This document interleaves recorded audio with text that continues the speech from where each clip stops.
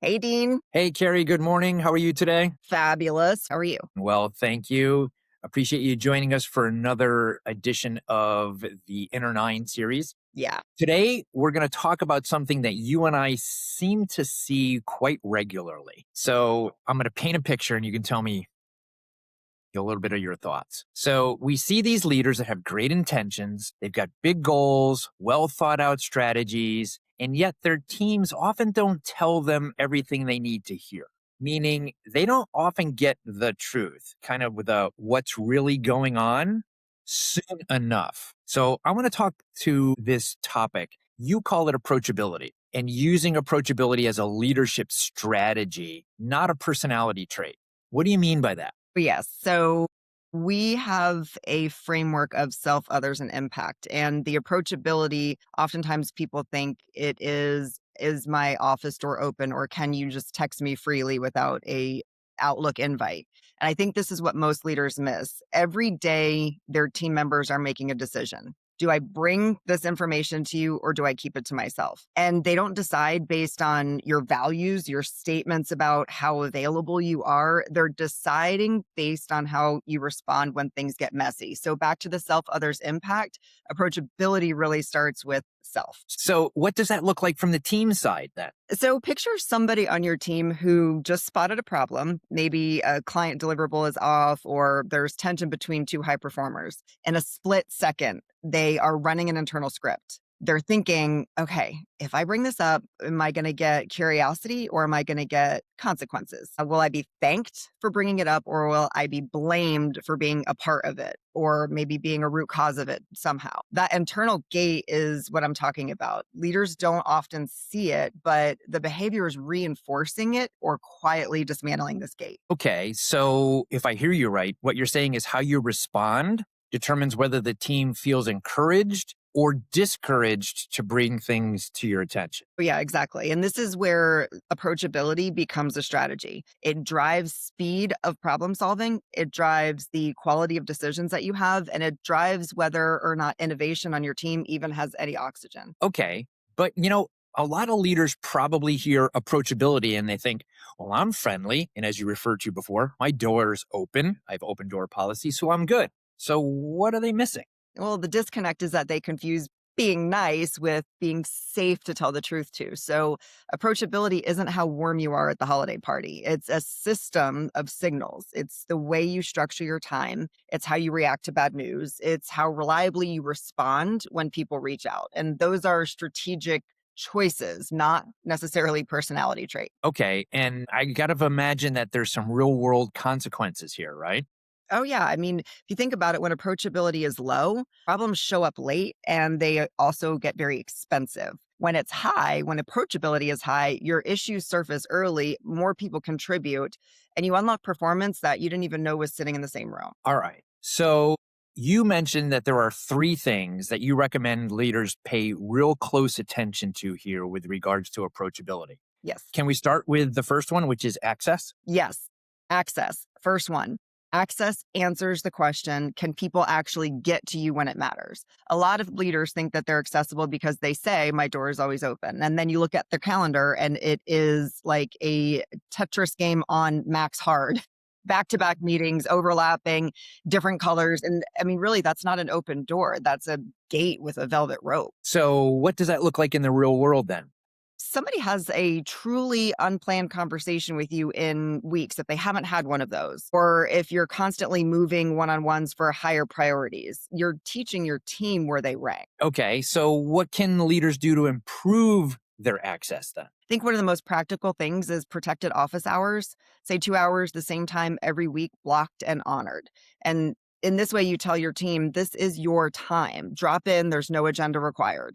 And then don't bump it for any other shiny object that shows up. And that consistency says you get guaranteed real estate on my calendar. Okay, so let's move on to number two, that second lever, which you define as reaction. Mhm. And you're really big on this one. You're really big on this 3 second window after bad news. Tell us more about that. Yeah, because that's where trust either compounds or it collapses. So when somebody brings you bad news, those first 3 seconds, your face, your tone, your words, it tells them everything they need to know about whether they're ever going to do that again or not. Tell me more. So, an example in version one, they say, okay, we lost the client. Say your body tenses and you're like, you sigh, and you go straight to, okay, well, how did this happen?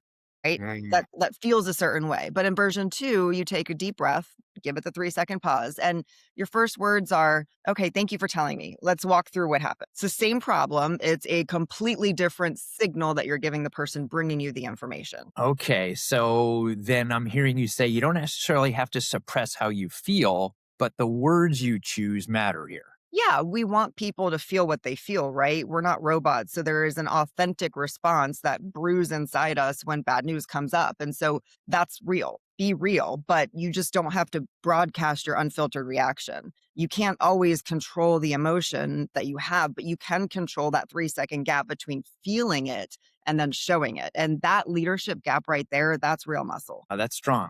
That's really great. Okay. So the third level is responsiveness. But you're careful to say here that this doesn't mean that you're making yourself available 24/7. Yeah, responsiveness isn't necessarily about speed alone or open door access 24 hours a day, 7 days a week, even if we know most people have their phones or their device right in front of them, right? It's about the message that when you respond, you're giving the signal of, do you matter to me? So even if somebody sends something to you, a quick, I got it, let me think on this, and I'm going to get back to you after the weekend is far more powerful than silence. But a thoughtful response 2 days later also beats a rushed, distracted answer in 5 minutes. So you can tell both of those on either side are with intention. You're setting the expectations, got your message, I'll get back to you. Or I'm going to wait to give you a thoughtful answer and not just rush to respond in a sloppy, reactive kind of a way. Okay, so being consistent is kind of the real leverage here then. Yeah, because then your team starts to predict when I reach out, I'm not ignored. I'm not feeling like I'm an interruption. And then that predictability is what becomes psychological safety. Okay. So I've heard you say that leaders tend to overestimate just how approachable they are by as much as 30%. So tell us a little bit more about what that looks like. So if I were to ask if your team could rate your approachability from 1 to 10 anonymously, what would they say? Leaders usually would say back to me some aspirational number. And then we actually go look at the evidence and maybe run a quick brief survey with their team. What we find is that there are a lot of late problems that are being surfaced. There's canceled one-on-ones all over the place. There's the same few talkers, people that speak up at every single meeting. And so in that case, the reality is usually a fewer points lower than that aspirational score they would give themselves. So what you're saying is look at the evidence. Yeah, exactly. And then once you're willing to confront that gap, you can do something about it. And you have to be able to be real to even get there. Until then, you're really just managing a fiction. Okay. So let's lean into that a little bit more. So if we're examining the evidence, Mhm. what are some red flags that your approachability is not quite where you think it is? So if you have moved 3 or more one-on-ones this month, if you regularly multitask when people are talking to you, if problems already arrive on fire, already urgent and kind of panicking last minute, another one would be is the same 3 people, two, Mhm. three, four, name it, whatever. If the same people dominate every single meeting, this one is one of my favorites. Or if people start when they come up to you and say, "Hey, I'm really sorry to bother you." Those are Okay. all warning signs. All right. So even if one or two of these exist for maybe someone who's listening to us right now, Mhm. that may be an area to focus on, right? Yeah, if 1 or 2 of them feel really uncomfortably familiar. It's not a Comfortably personality quirk. familiar. Yeah, uncomfortably familiar, like a little cringe factor there, like, "Yeah, that's probably me." Yeah. Okay. In that case, what we wanna underscore here is that it's not a personality quirk, right? It's a leadership pattern. I've had a lot of leaders come back and say, "Well, my team knows that if they really need me, they know how to get me." And so then they think that they can move the one-on-ones around because they're accessible, and that's one of those things where that's not actually true, and it's not just acceptable because it's you and you think they know you to be able to do that. You're not signaling those patterns and that psychological safety with predictability and behavior then. Okay. Makes sense. Goes back to the consistency thing we talked about a Mhm. few moments ago, right? Yeah. Okay.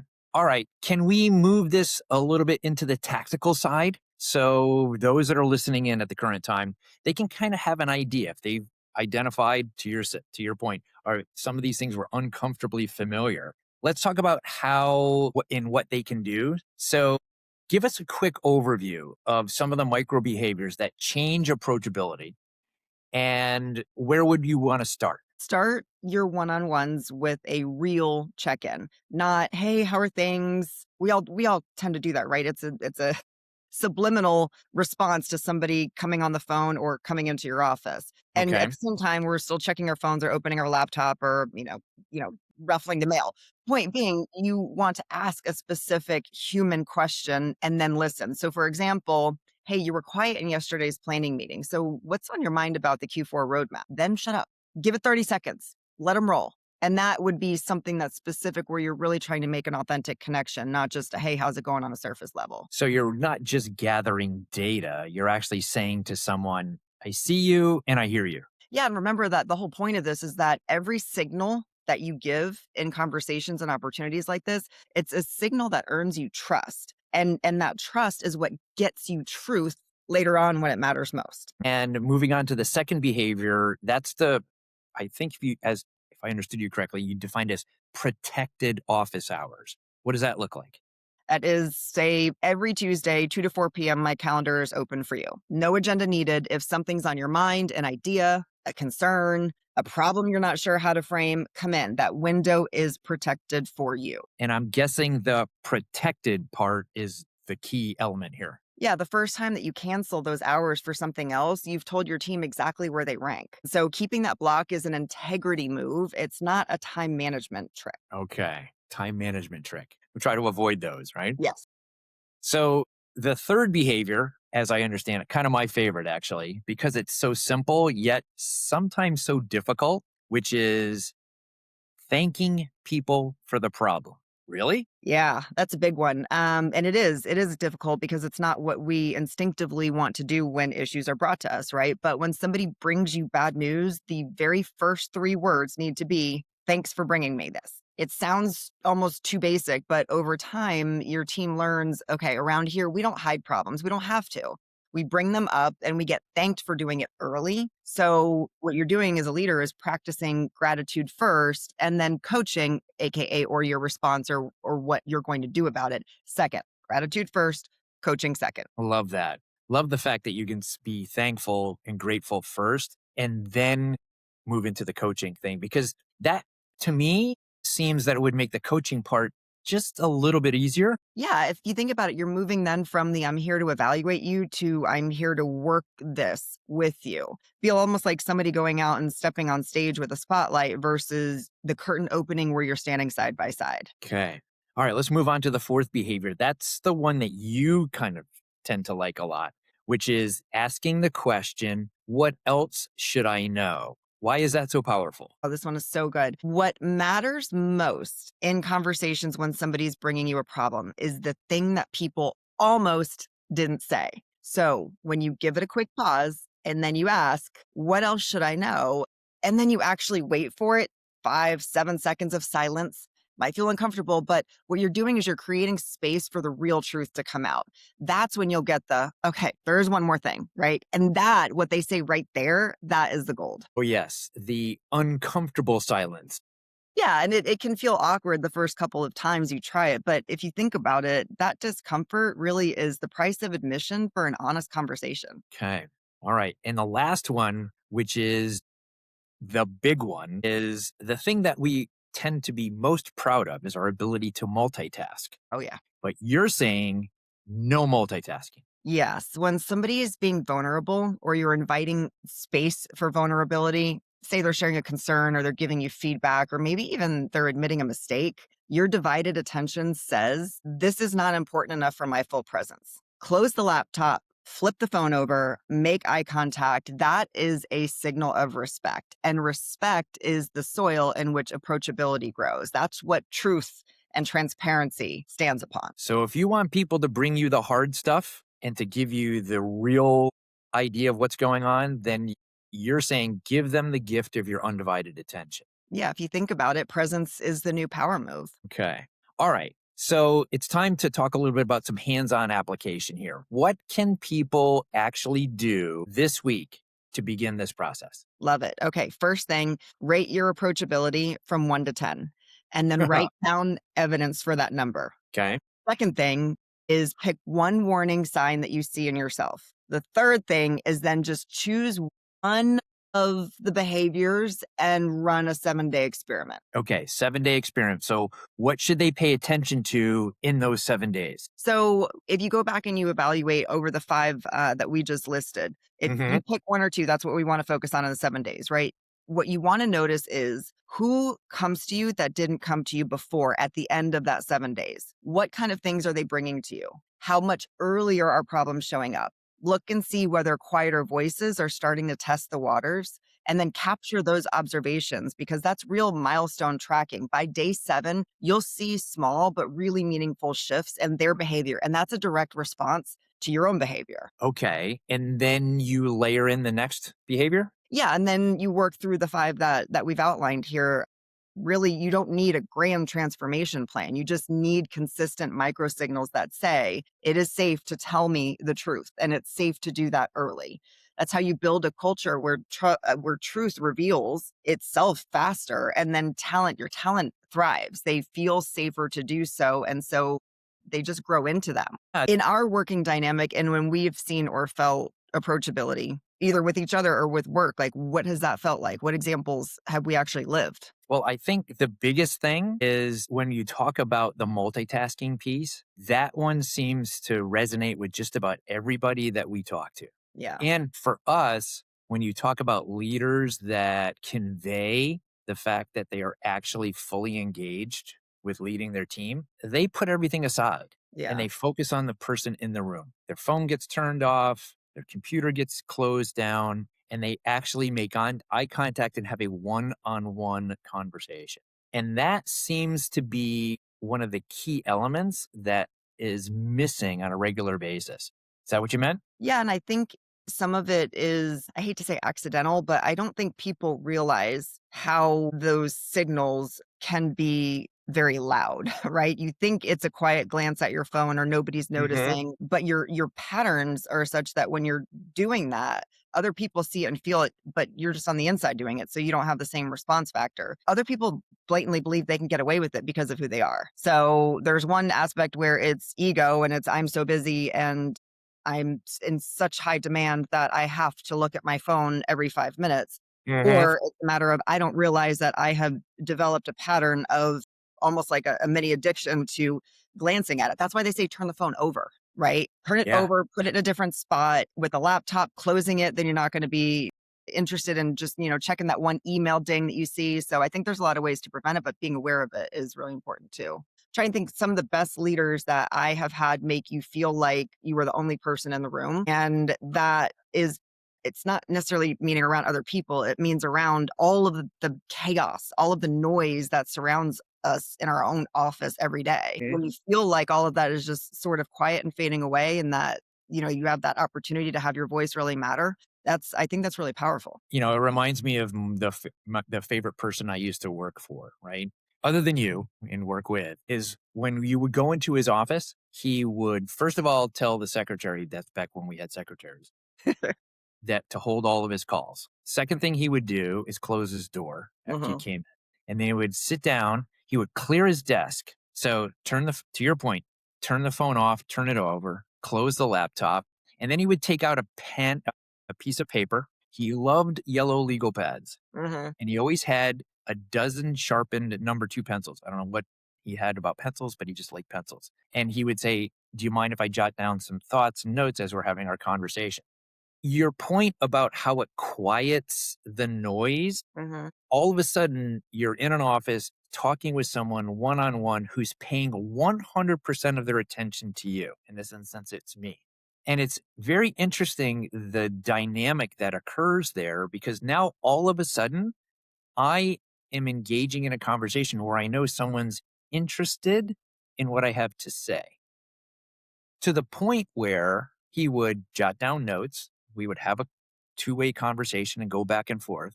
And then at some point in the conversation, he would say, "Okay, Dean, if I heard you correctly, you said this." And then he would Mhm. kind of just read back to me Mhm. what he thought he understood that I said.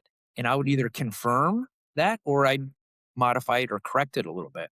Yet I never left that office feeling that he didn't understand me. And that's such a key element to the communication process. And to your point, I think it's such a habit of doing multiple things that we lose that one on one connection. Yeah, and I think what you said there is really key. You said, "I left feeling like he understood me." Note that you didn't say, "He agreed with everything I said," right? And Correct. that's where I think people are afraid to open these kinda dialogues because they think that listening and clarifying a message from somebody equals agreement.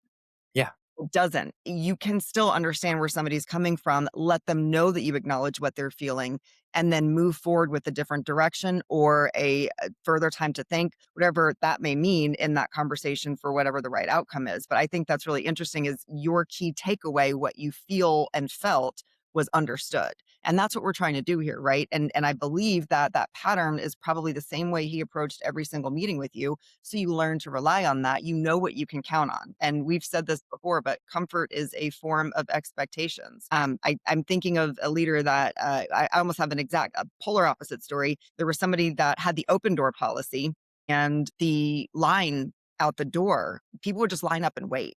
And that was acceptable. But if you were the one in the room waiting to talk to him, he may have cleared his desk and he may have said all of the right things, but you feel the pressure of that line outside his door and then he'd always be doing this, right? And that gave you this sense of walking on eggshells and insecurity, even if he was trying really hard to make eye contact and not look at his phone. So think environmentally around you, the energy that you exude and what you protect, your calendar, your space, your immediate desk space, where your eyes are going and focused, and then even the room around you and what you're allowing to penetrate around that. It's all very fascinating. I have to It drop. sounds to me Sorry. that even in that instance, I can't even imagine you being in there with a line outside the door. Are you really going to share the real story? No, you feel rushed and everything, and then Yeah, feel like half attended to, even if you're the only one in there with the door closed, right? yeah. And do you really feel comfortable in sharing the real story? Because that's going to take more time. Mhm. And it doesn't seem to me that that time is available in that instance. You just want to say what you need to say, get a couple of nods of agreement, and get the heck out the door. And this is one of those examples of somebody that felt like, "Well, everybody knows this is just me. This is just how it goes." Hmm. But how it didn't go, it wasn't exactly like there was a tremendous amount of trust, right? And true information exchange. Would So, think not, right? Because there's just not that time for it, nor does it seem like there's that much interest in it. It's more of an efficiency. How many people can I get in and out the door during my open door policy or whatever you would say? I think, as you described it earlier, was protected office hours. yeah. Sounds like they were office hours, but not protected. And I think the other thing, if you look at even social personas, you'll hear people describe certain personal brands as they seem approachable. You don't even know the person, but you get the sense that they are authentic. And Hmm. that's what this really comes down to is the authenticity in which we create space for ourselves and other people. That is really where approachability comes to be. And that can be in essence where you're just getting a vibe from somebody that isn't your direct manager. It really is how you choose to live your life. And if you're living it with that open space that's intentional and purposeful with what's in front of you, that is what creates approachability. That's an interesting comment to make because as I think about having this conversation, we tend to focus on what we're doing at work. I've got to imagine that we're probably a lot like this in our personal lives too. If I'm someone who's a multitasker and am proud of it, of how many things I can actually do at once, I'm probably doing this at home, right? And I'm probably having the same type of relationship challenges Yeah.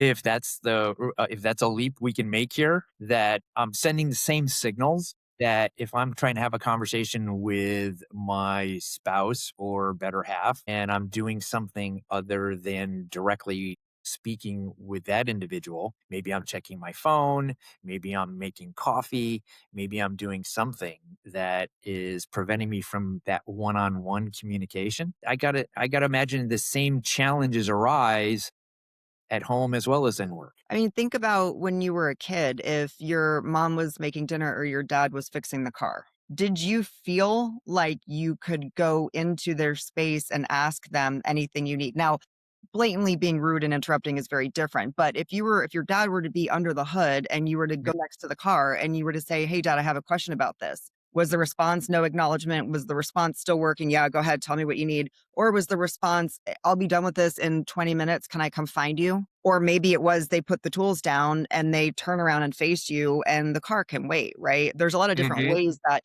even as kids, we grow up understanding what approachability is or isn't based on our environment and how we were taught it. I really have to jump. I'm sorry. I don't mean to cut this off, but Oh, it's 11:33. yeah, I texted them that I'd be a minute late. But still have approachability and multitasking. Oh, and being late. We'll have to get on that one at a different. Okay, I'll text you when we're done. Bye.